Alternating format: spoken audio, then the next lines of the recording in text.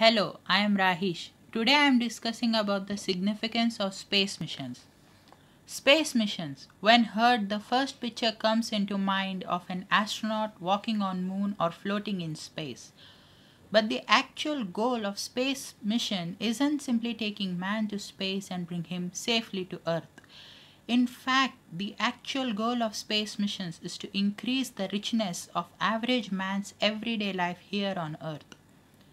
We all are familiar with mobile phones and they just can't work without satellites in space, particularly without communication satellites. Communication satellites have driven an entire revolution. Thanks to these satellites, we can communicate with virtually any part of this world in a matter of moments. The concept of ATMs came to life only because of these communication satellites. Today, communication satellites are used from mobile communications to communicate with airplanes, ships, and even armed forces during wars.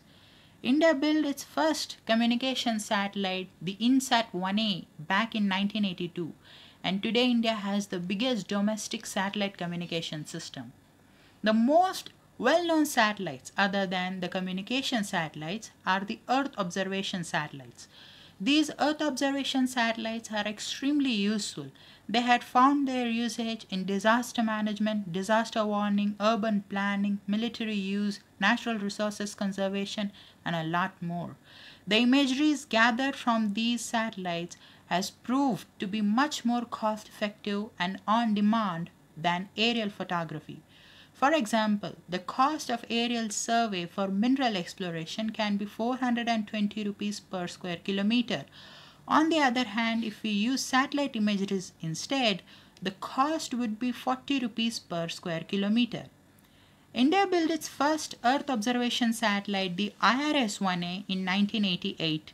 Today, India's Cartosat 3 is one of the best resolution satellites in the world. Satellites have shown man his position in this universe, but satellites can show position of a person here on Earth as well. With these navigation satellites, we are able to know our location, velocity, and time with pinpoint accuracy. We used to use the GPS, but now our own Indian IRNSS or NAVIC is completed to do the same. Today, India is one of those handful of countries which have developed their own navigation satellites. Mining of celestial bodies can become a fact from fiction in the near future. The deposits of precious metals such as gold and platinum are running dry on Earth, and in a few decades they will completely run out. So, to get these metals and some types of fuel such as helium 3, space mining is the only way we have. One of the primary objectives of both of India's Chandrayaan missions was to find the abundance of minerals and to map the deposits of minerals on the surface of the moon. Another new space technology is emerging right now of transmitting electricity from space to Earth. In this technology, a satellite generates electricity on board with solar panels and then converts it into microwaves and thereafter transmit these to Earth. Microwaves can travel through clouds, so this technique can be utilized in any and every weather condition, hence eliminating the need of electrical infrastructure on Earth. Armed forces can have a lot of benefit by using this because they can get electrical power in mid of a battlefield from space.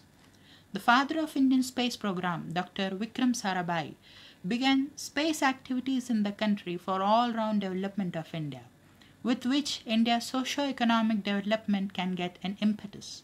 And today, 130 crore Indians are benefited from his farsightedness. In a country like India, which has diversity and a massive population, space missions have a unique significance. In summary, every single rupee of taxpayer spent in space is benefiting the taxpayer on Earth.